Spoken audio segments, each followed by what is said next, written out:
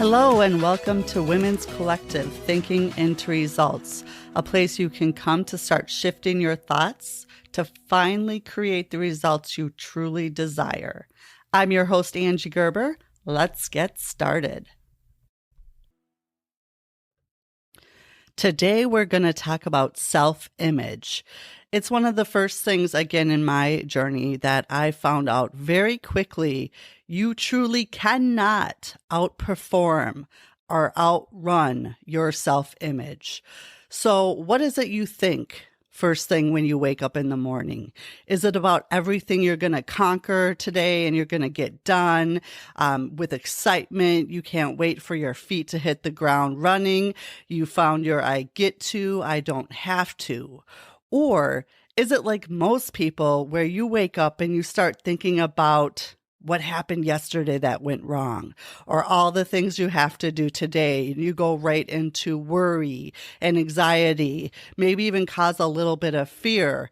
And then you put your feet on the ground, you get up, you go to the mirror, and you look in the mirror. And what do you think to yourself? Do you think, wow, gosh, I am so beautiful. I am so worthy. I'm going to go out and get it today and get mine, and, all the positive things that you could do to start your day? Or do you do what most women do and look and be like, oh, God, the bags under my eyes. It looks like I didn't get any sleep, or, oh, I have a little breakout, or looking at yourself and thinking, my boobs are too small, my boobs are too big, my butt is too small, my butt is too big, I have big thighs, I'm this, I'm that. And all the negative thoughts and feelings that we tend to focus on. Instead of focusing on what you wish you would have or what you don't have, look in the mirror every morning and find something that you love about yourself. Find something that you think is just amazing. And start telling yourself every morning how worthy you are. Because truly, truly, truly, we cannot outperform our self-image. So if you look at your results right now, it's a direct reflection of what you're thinking, and much of that is tied to your self-image. Are you worthy? And is your goal worthy of you? I talk a lot with my clients about starting from where you're at. You don't have to go from 0 to 100. You don't have to make the quantum leaps quite yet. We will get into quantum leaps down the road. But for now, I encourage you to start where you're at. Really just look for that 1% improvement a day. What could you do today that would take you 1% closer to your goal, or 1% more than you were yesterday? Is it educating yourself? Is it reading something? Is it reaching out and leaving someone with the impression of increase that you run into on the street? 80% of our thoughts every day are negative, and we have over 60,000 thoughts a day. If you could just start shifting that 1% and then 5% and then 10% and become very aware of your thoughts and knowing that your attitude is the key mixture of your thoughts, which create your feelings, and your feelings create your action. So attitude is another key to really getting up and conquering your day. So think about this. Again, when you wake up in the morning, be aware of what you're thinking. Be aware of how you're starting your day. Be aware when you're getting triggered, or if you have these negative thoughts.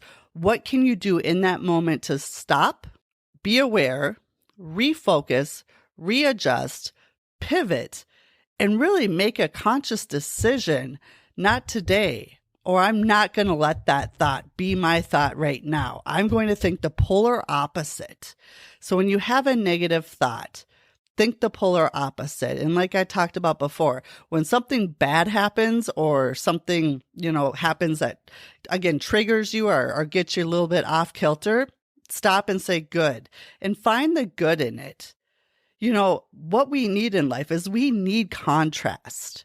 Because if you don't know what you don't want, then you won't know what you do want. So you truly need contrast in order to create the life you desire. The other thing you can do is really start looking at the environment around you. It's said that we're the sum of the 5 people we hang around the most. So who are the people that you interact with the most in a day? What are they saying? Where are they at in life? What are their goals, dreams, ambitions, and desires? If there's something that you want to do and you want to do well or you want to achieve, I would very highly recommend going and finding a person that is doing what you want to do or has already done and accomplished what you intend to accomplish.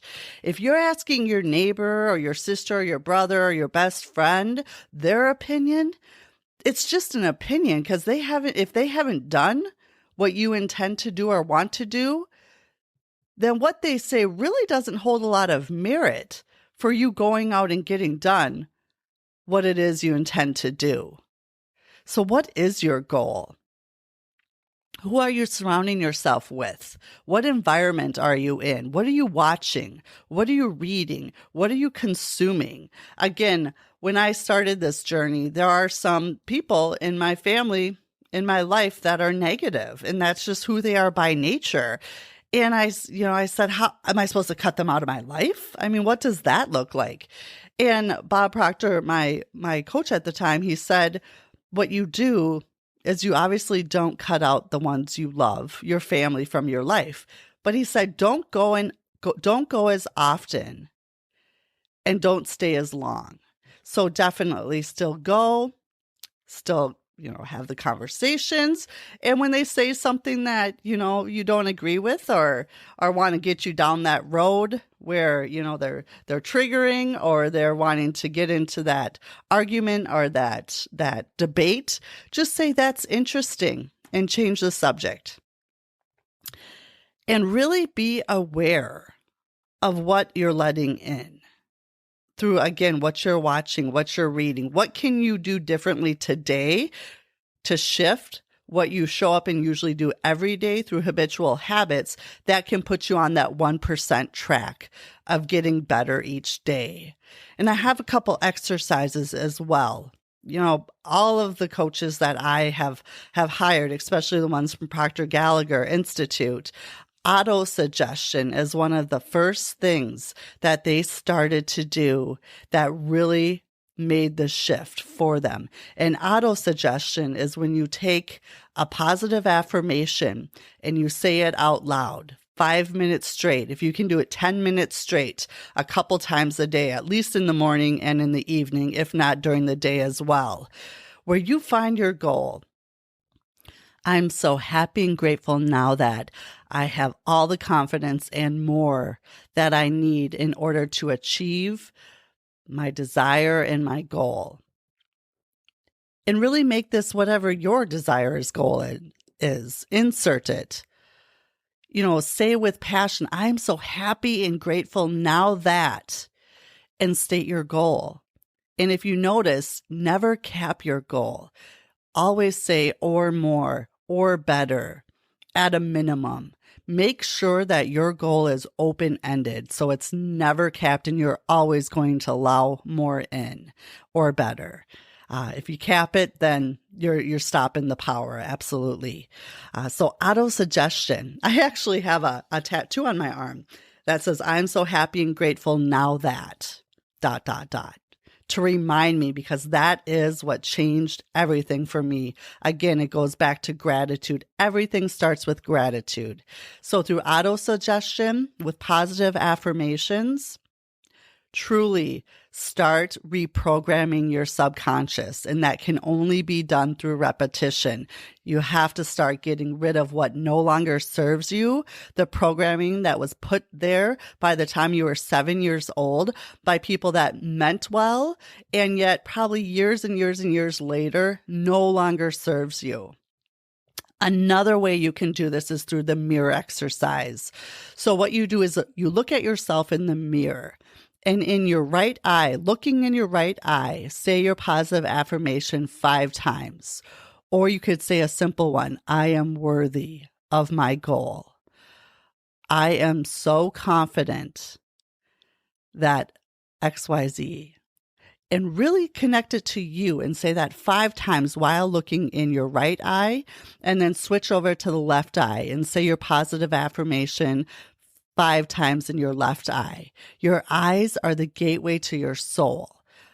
And at first, I'm telling you, at least for me, it was really uncomfortable because we look at ourselves, but we don't look at ourselves. When you look in the mirror, you're just scanning, you're just looking.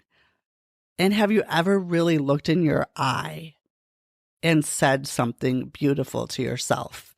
I'm telling you, it's uncomfortable at first, and then it becomes a power that you will not miss doing one day. The other thing would be journaling. A lot of people, I don't like to journal, I don't like to write. Well, pen to paper is one of the strongest ways to also get into your subconscious, and through writing things over and over and through the repetition, beautiful things happen. I write my goal out every day 50 times. Is it a pain sometimes? Absolutely. Sometimes I don't get it all done in the morning, but before my head hits that pillow at night, you can guarantee that I have written my goal out 50 times. Sometimes it takes me 45 minutes. Sometimes it takes me an hour and a half, depending if I'm sitting and really connecting with my goal every time I write it. The other thing would be to record yourself. Again, what does your goal look like in a year? I'm so happy and grateful now that I have the home, I have the vacation, I have the health, I have the relationship, I have whatever it is for you.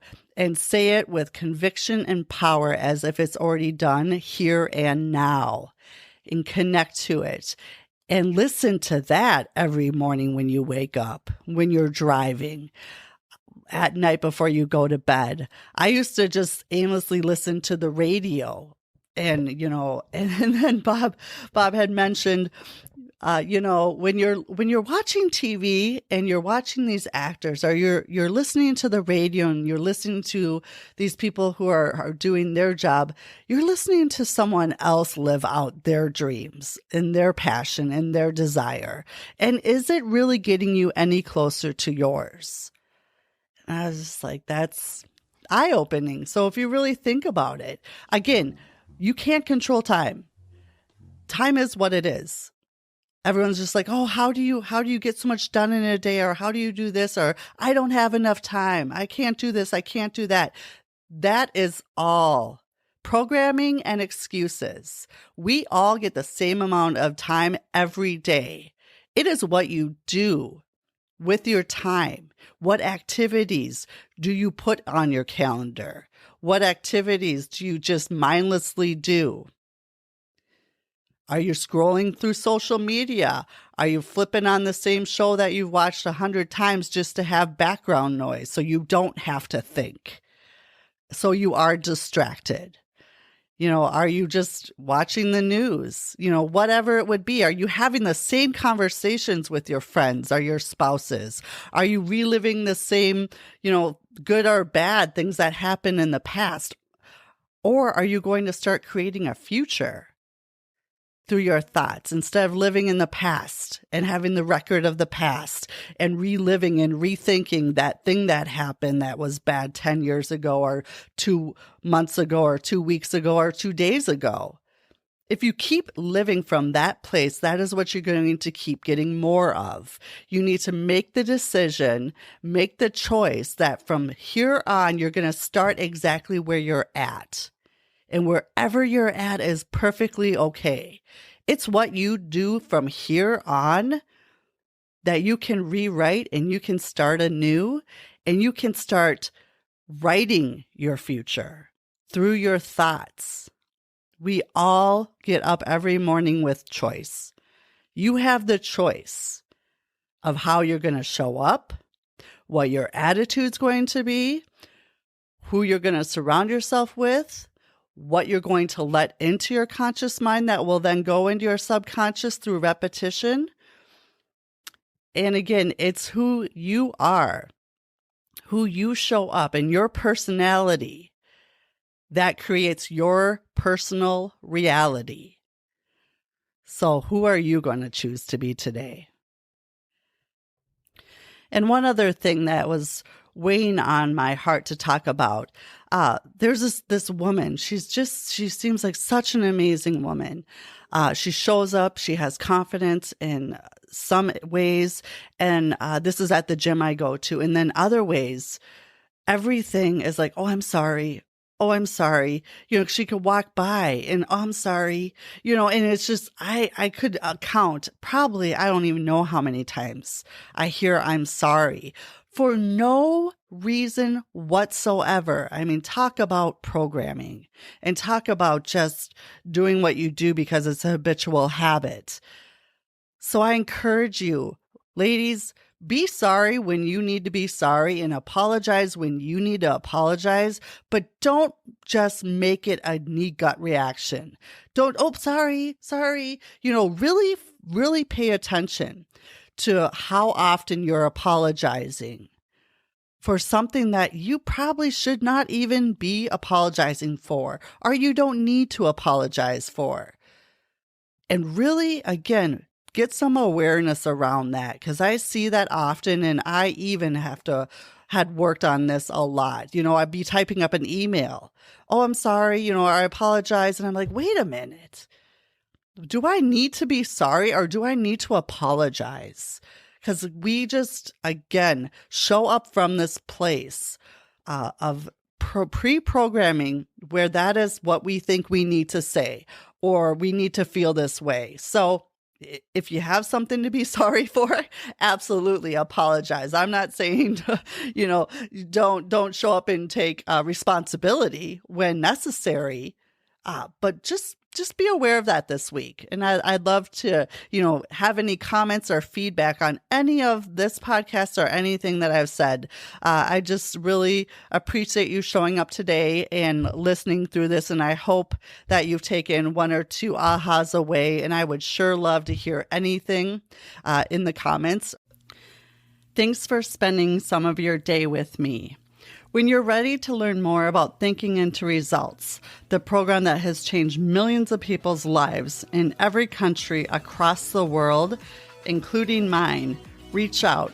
I do a free discovery call and would love to connect and learn more about your goals, your dreams, and your desires.